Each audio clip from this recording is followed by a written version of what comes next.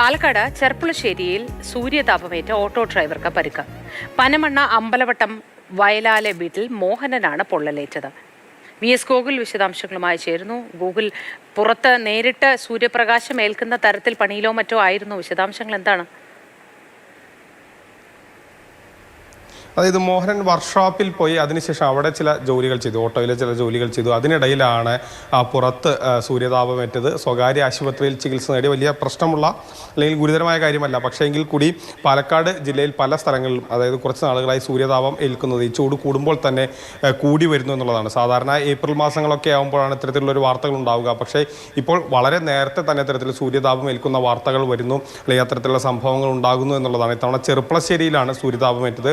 Auto ഡ്രൈവറുടെ മുതുകിനാണ് പരിക്കേറ്റത്. പൊള്ളുന്ന രൂപത്തിൽ അതായത് ഉണ്ടാവുകയാണ് ചെയ്തത്.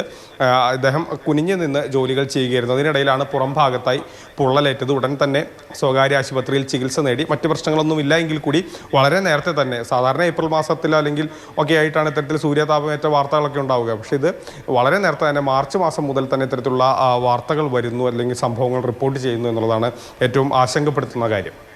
തീർച്ചയായിട്ടും ഗൂഗിൾ